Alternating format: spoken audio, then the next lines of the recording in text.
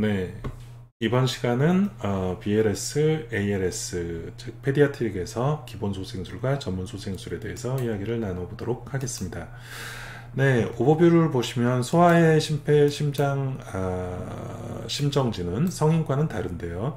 심장질환보다는 네, 호흡부전에 의한 것, 폐혈증에 의한 것이 조금 더 많다. 즉, 성인에 있어서는 심장질환에 의한 심정지가 조금 더 많다면 소아에 있어서는 호흡부전에 의한 또는 폐혈증에 의한 외상에 의한 어떤 심정지가 조금 더 흔하다. 그래서 발견 당시 VF나 VT가 약 5에서 15%, 병원 내에서는 25% 정도밖에 되지 않는다. 성인은 거의 대부분이겠죠. 그래서 그러다 보니까 우리가 이 부분을 너무 이제 과하게 생각을 하다 보면 소아의 심정지는 호흡성 마비, 그러나 소아의 심정지에서도 심장 원인은 있을 수도 있다. 많지는 않지만 이 정도로 기억을 하셔야 되겠습니다. 그래서 소아 심정지를 잘 치료하기 위해서는 물론 개인이 공부를 하는 것도 중요하지만 이런 소아에 대한 전문적인 지식을 가지고 있고 훈련이 되어 있는 MET 또는 RRT, MET는 Medical Emergency Team의 약자고요. RRT는 Rapid Response Team의 약자입니다. 이런 팀을 구성해서 운영을 하는 것이 좋겠다.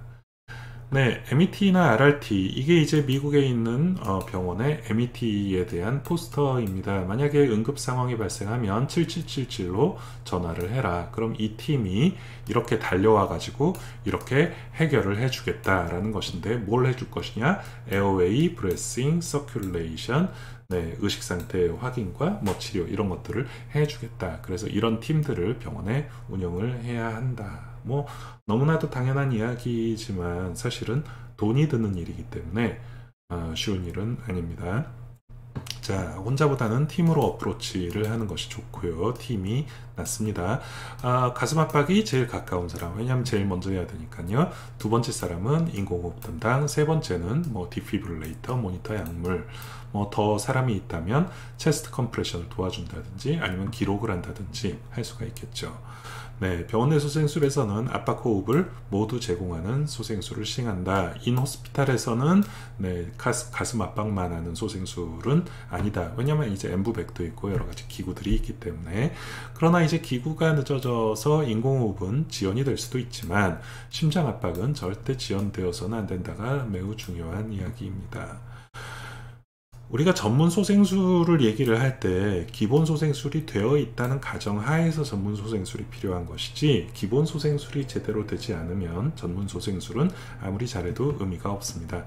심정지 확인하자마자 심장 압박을 시작을 하고요. 단지 하는 것이 문제가 아니라 속도 깊이, 이완, 중지 최소화, 과호흡 방지, 이 모든 것들이 다 잘 이루어져야 한다. 그리고 역할을 분담하고 의사소통을 하자. 그러기 위해선 많은 노력과 연습이 필요하겠죠.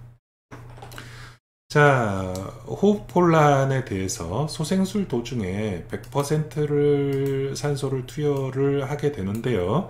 네, 우리가 자발순환이 되고 나서는 100% 산소가 아니라 약간 낮은, 왜냐하면 100% 산소를 일시적으로 조금 주는 것은 몸에 문제가 있지 않습니다. 근데 100% 산소를 지속적으로 주는 것은 아이들에 있어서 다른 여러 가지 문제들을 야기를 할 수 있기 때문에 꼭 100%를 오래도록 사용하는 것만이 좋은 것이 아니다. 맥박산소 측정기는 정확하지 않습니다. 그리고 지연되어서 나타나기 때문에 이것만 믿고 있을 수는 없어요. 우리가 이제 디스니아라고 얘기를 할 때는 부적절한 산소와 환기, 이 두 가지 동시 또는 한 가지 모든 상황을 일컫는 표현입니다. 우리가 부적절한 산소화나 환기 상황을 인식할 수 있는 증거들은요, 호흡수가 증가한다든가, 호흡부 전의 징후, 비곽장, 시소호흡, 신음이나 소리 내는 것, 그 다음에 호흡 노력의 증가, 흉곽운동, 헐떡거림, 이런 것들이 다 청색증, 이런 것들이 다 산소가 부족하구나, 이런 어떤 근거들이 되겠습니다. 자, 쇼크. 쇼크의 초기 단계에서는 혈압이 떨어지지 않아도 쇼크로 진행하고 있는 단계일 수도 있어요. 꼭 혈압만을 가지고 우리가 쇼크라고 이야기를 하긴 어렵습니다. 또 컴펜세이터리 보상성 쇼크에서는요, 빈맥이나 작고 창백한 사지, 그 다음에 모세혈관 재충혈이 지연되는 것, 이런 것들을 보이지만 혈압 자체는 정상일 수도 있다. 열이나 통증 없이 빈맥이 생긴 것은 쇼크의 첫 증상일 수 있다. 더 심해질 경우 시간이 지나면서 이 경우 이제 서맥이 발생을 하게 되는 것이죠. 말초혈관이 확장해서 피부가 꼭 창백하지만은 않을 수도 있다.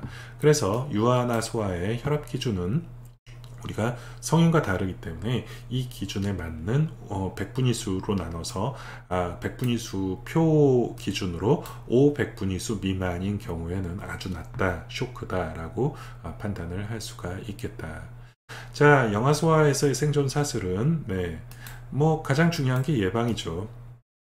그리고 신속하게 확인하고 신고하는 것, 119, 콜 퍼스트죠. 그 다음에 신속한 심폐소생술, 신속한 제세동도 소아에 있어서 들어 있습니다. 그리고 가능하면 빨리 전문 치료를 해야 되겠죠. 그리고 심정지 후에 적절한 조치를 해야 되겠죠. 이것이 체인 오브 서바이벌, 생존 고리가 되겠습니다. 자, 팔스 프로세스에 대해서 한번 보시죠. 자, 맨 처음에 이제 우리가 심정지 완화를 발견을 해요. 맨 처음에 해야 하는 것은 도움 요청이죠. 119 불러주세요. 가능하면 빨리 전문 소생팀이 와야 합니다. 그리고 감시장치, 제세동기 갖다 달라고 해야 되고, 동시에 체스트 컴프레션부터 심폐소생술을 시작을 하여야 합니다. 체스트 컴프레션을 하고 있으면 심전도 감시장치와 제세동기가 도착을 하겠죠. 거기서 이제 리듬 분석을 해서 이게 심실 세동이냐 아니면 무수축이나 무맥성 정기 활동이냐에 따라서 달라지게 되겠습니다. 자, 만약에 이제 반응이 없고 숨을 쉬지 않는 소아가 발견이 됐어요. 그럼 이제 흔들어 깨워보고 바로 도움을 요청해야 되겠죠. 그리고 제세동기 요청하고요. 전화 걸어달라고 부탁을 하면서 본인은 바로 가장 가까운 사람이 체스트 컴프레션을 심폐소생술을 시작하게 됩니다. 그리고 제세동기와 모니터링 장비를 부착하게 되겠습니다.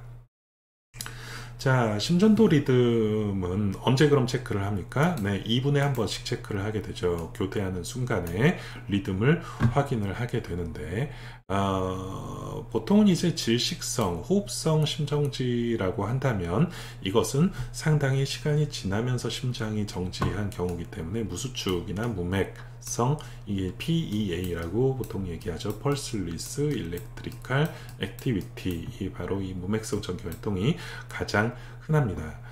이제 이 PEA인 경우에 이것이 혈압이 아주 낮은 쇼크냐, 이것을 구분하기 의사들도 쉽지는 않습니다. 그러나 가능하면 구분을 하는 것이 좋겠죠. VF나 VT가 흔하지는 않지만 나이가 많은 소아에서 또 위트니스드 어레스트, 목격된 갑작스런 심정지에서는 심실세동에 의한 심장 원인일 가능성이 있기 때문에 이 경우는 무엇이 중요합니까? 바로 이 AED 제세동기를 가져오는 것이 매우 중요하게 되겠습니다. 보통 이제 패드 붙일 때 성인은 이런 식으로 붙이게 되는데 소아는 이런 식으로 붙여라 라고 그림은 표현이 되어 있지만 성인과 동일하게 붙여도 상관은 없습니다. 대신 이 패드가 너무 커서 서로가 맞닿아 있으면 심장 쪽으로 전기가 흐르지 않겠죠. 그래서 이 패드와 패드 사이가 분명히 떨어져 있어야 합니다. 자, 리듬을 분석을 해서 PEA나 에이시스톨이었어요. 무수축이나 전기활동. 그러면 심폐소생술을 하면서 기도 확보하고 환기하고 약물을 투여를 하게 되겠습니다. 자발순환이 회복되면 당연히 이제 그냥 치료를 하면 되겠죠. 우리가 성인 같은 경우에는 이런 식으로 컴프레션을 하게 되는데, 아이들 같은 경우에는 원핸드로 하게 되고, 인판트 같은 경우에는 투핑거 내지는 엄지손가락을 이용한 덤, 이런 식으로 컴프레션을 하게 되겠죠. 전문기구도가 확보되었으면 바로 100에서 120회 압박을 하면서 분당 10회 구조호흡을 제공을 하게 됩니다. 혈관이 확보가 되면 에피네프린을 투여를 하고요. 3에서 5분마다 반복을 합니다. 네, 가능하면 2분마다 교대하는 건 성인과 동일합니다. 예, 언제까지 하나요? 네, 자발순환 회복의 증거가 있을 때까지 계속하게 됩니다. 만약에 이제 VF나 VT다라고 한다면 그때는 제세동을 해야 되겠죠. 제세동은요, 17에서 20% 정도 생존율을 보이는 네, 심실세동의 최종 치료 방법이다. 만약에 이제 VF나 VT가 생겼다면 우리 입장에서는 이게 돌아올 수도 있겠구나라고 생각을 해볼 수도 있겠죠. 가슴 압박 멈추고 제세동 시행까지 시간을 최소화하는 것 매우 중요합니다. 제세동 준비 단계와 제세동 후 바로 심장 압박해야 하는 것은 성인과 동일합니다. 첫 번째로 제세동을 했는데 실패했어요. 그럼 바로 증량해서 제세동을 다시 하는 게 아니라 압박 먼저 한 후에 다음에 증량해서 제세동을 시도를 하도록 하는 것이 맞겠습니다. 만약에 이제 제세동 했는데 제대로 듣지 않는다면 네, 약물 투여하고요. 리도케인 또는 아미오다론, 그 다음에 다시 한번 체스트 컴프레션을 하면서 리듬 분석을 다시 반복해서 하게 되겠습니다. 자, 팔스에서 쓰는 메디케이션 중에 몇 가지 좀 얘기를 하고 넘어갈게요. 자, 에피네프린 뭐 너무나도 잘 알고 있죠. 성인에서도 마찬가지고 소아에서도 중요합니다. 이 에피네프린은요, 아드레날린이라고도 써져 있죠. 알파 베타 스티뮬레이션 하는 카테콜라민계 약물입니다. 알파 역할은 뭔가요? 혈관 수축시키는 거죠. 그래서 대동맥의 이완기 혈압을 증가시켜서 관상동맥 관류압을 증가시키는 것이 소생술 성공에 매우 중요한 요인입니다. 그래서 심장 수축력을 증가시켜서 제세동의 성공률을 향상시키는 것도 되게 중요한 에피네프린의 역할입니다. 근데 이제 심장과 혈관을 쥐어짜기 때문에 심근의 산소 소모가 증가하고요. 또 교감신경을 너무 항진시키기 때문에 고혈압이라든지 빈맥, 심근괴사 등이 나타날 수가 있습니다. 또 이제 혈관 안으로 잘 들어가야 되는데 이게 조직으로 유출이 되면은 너무 심하게 혈관을 수축시키기 때문에 피가 통하지를 못하게 돼요. 그래서 허혈성 괴사를 주변에 초래할 수가 있게 됩니다. 또 간혹 가다가 이제 바이카보네이트, 중탄산 나트륨이라고 비본이라고도 얘기를 하죠. 혼합을 하면 불활성화 될 수가 있다. 예전에는 이제 표준 용량보다 훨씬 더 많은 에피네프린을 사용을 해 봤었는데 이게 이제 뭐 효과보다는 부작용들이 더 많았다. 그래서 더 이상 추천하지는 않습니다. 우리가 이제 이 심폐소생술 도즈는 성인과 소아에서 너무나도 잘 알고 있어야 합니다. 성인에서는 이제 1대 1000을 쓰게 되는데 네오네이트나 페디아트릭에서는 1대 10,000을 쓰게 되죠. 우리가 생각해 보면 한 번 줄 때 0.01mg per kg라고 하는 것은 예를 들어서 10kg라고 하면 0.1mg이죠. 0.1mg. 그러면은 이제 정상적인 에피네프린이 1대 1000이 1mg 1cc가 들어있어요. 근데 이 1대 1000을 사용하게 되면은 0.1mg을 주려면 어떻게 해야 돼요? 0.1cc만 줘야 되잖아요. 그렇다면 주사기와 주사 바늘에 묻어있는 양이 되게 크게 돼요. 그렇기 때문에 우리가 정확한 양을 줄 수가 없게 된다. 그래서 우리가 1대 만으로 다일루션 해가지고 1mg짜리 에피네프린을 9cc의 노말셀라인과 섞으면은 10cc짜리 1대 만 1mg의 에피네프린이 되겠죠. 그것을 이용해서 주게 되면 0.1mg을 줘야 한다? 그럼 1cc만 줘도 되지 않습니까? 그래서 이걸 주고 나서 5ml 노말셀라인을 뒤에서 주사기로 줘서 주사기에 묻어있는 양이 충분히 들어갈 수 있도록 이런 식으로 되어 있습니다. 우리가 이제 에피네프린이 아나필락시스 심한 알러지에서 사용을 하기도 하는데요. 성인에서 알러지 때는 어떻게 사용을 합니까? 0.3에서 0.5 서브큐타니우스나 IM으로 주게 되죠. 아이들에 있어서는 킬로그램에 따라서 0.1에서 0.3mg 서브큐타니우스로 주게 되는 것이 이제 알러지 용량입니다. 그러나 이제 카디악 어레스트 용량은 여러분들이 너무 잘 외우고 계셔야 합니다. 자, 아트로핀 뭐 하는 약입니까? 심장박동을 빠르게 하는 약인데요. 이것이 이제 부교감신경이 맥박을 느리게 하는 거죠. 근데 이 부교감신경을 차단하는 약제입니다. 그래서 박동을 증가시키는데 이게 AV 노드, 에이트리움하고 벤트리클 사이에 있는 AV 노드의 전기 전도를 빠르게 만드는 방실 전달이라고 합니다. 빠르게 만드는 약입니다. 그래서 심한 반응성 섬액이 인투베이션 할 때 생길 수 있어서 우리가 그걸 예방하기 위해서 미리 0.02mg/kg 정도를 미리 줍니다. 그러나 이것이 반드시 필요하냐 라는 문제에 대해서 상당히 많은 이견이 있을 수가 있어요. 또 우리 이제 아트로핀 어떤 경우에 사용합니까? 네, 중독학에서 유기인제 농약 같은 것에 중독할 때 아트로핀이 필요합니다. 신경가스, 군대 다녀오신 분들은 알 거예요. 아드로핀이라고 하는 마크 4라고 하는 허벅지에다 찌르는 그런 세트들을 아마 제독 세트라고 해가지고 가지고 다녔던 기억이 나실 겁니다. 화생방 있죠? 네, 그런 식으로 신경가스에 노출이 됐을 때 그걸 해독하는 약으로 우리가 아트로핀을 사용하기도 합니다. 이제 이 약들이 응급기도사건에 반드시 필요한 것은 아니다. 자, 아미오다론. 이게 이제 아미오다론이 VF나 VT를 이제 없애주는 그런 부정맥에 쓰는 약제인데요. 이것이 부정맥에 쓰는 약제이면서도 혈압을 낮추지 않는다고 해서 예전에는 거의 뭐 만능약처럼 사용을 했었습니다. 아미오다론은 방실결절을 지연시키고요. 부름기를 연장하면서 QT 간격을 늘리고 심실 전도를 느리게 하는, 즉 부정맥의 치료제입니다. 네, 혈압이 잘 떨어지지 않는다고는 하지만 그래도 천천히 투여하면서 모니터링을 하여야 합니다. 그러나 이제 심정지 상황에서는 모니터링 할 게 없으니까 그냥 IV로 빠르게 줘도 되겠죠. 저혈압이 발생할 수는 있지만 그렇게 심하지는 않다. 이제 단점은 반감기가 매우 길기 때문에 한번 주고 나서는 이 지속적으로 모니터링이 필요하다.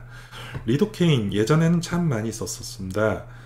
이 IV 리도케인은 우리가 마취할 때 쓰는 리도케인하고 약간 좀 다른 성상을 가지고 있고요. 이거 역시 심근 자율성을 낮춰서 부정맥을 없애주는 역할을 하게 됩니다. 특히 이제 영아 및 소아에서 반응 없는 VF나 VT에서 아미오다론과 리도케인을 사용할 수 있다라고 되어 있습니다.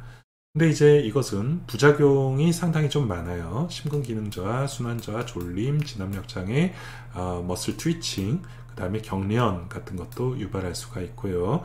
간이나 신장 쪽이 문제 있는 사람 같은 경우에는 부작용이 생길 수 있다라고 되어 있습니다. 바이카보네이트는 보통 대사성 산증을 치료하기 위한 알칼리 용제라고 우리가 많이 알고 있어요. 실제로 그렇죠. 근데 우리가 심폐소생술을 오랜 시간 하다 보면은 ABG를 해보면 대사성 산증이 매우 심한 것을 볼 수가 있어요. 그래서 그걸 해결하기 위해서 바이카보네이트를 투여를 하는데요. 근데 이제 이걸 주는 것과 실제로 심정지 예후와는 크게 의미는 없더라. 네. 왜 그럴까? 이 산증이 해결되면 좋은 거 아닌가? 근데 이제 일시적으로 이산화탄소 분압을 증가시킵니다. 이것이 이제 바로 이 비본이라고 하는 게 중탄산 나트륨 NaHCO3가 되겠어요. 그러면은 네, 이것이 분해가 되면 어떻게 됩니까? H2O 물이 되겠죠. 그 다음에 CO2가 나와요. 이렇게 되면 이 CO2는 호흡에 의해서 적절하게 제거가 되어야 하는데 이 제거되지 못한 CO2는 다 세포 안으로 들어가게 됩니다. 그렇기 때문에 세포 안쪽은 오히려 CO2 농도가 이산화탄소 분압이 증가되면서 오히려 산증을 더 심하게 만들 수가 있다라는 것이 이 약의 단점입니다. 그래서 효과적인 환기가 되고 있다면 이 바이카보네이트를 주는 것은 전혀 문제가 되지 않는다. 우리가 고칼륨 혈증 치료에도 이 바이카보네이트를 씁니다. 하이퍼마그네슘에도 쓰고요.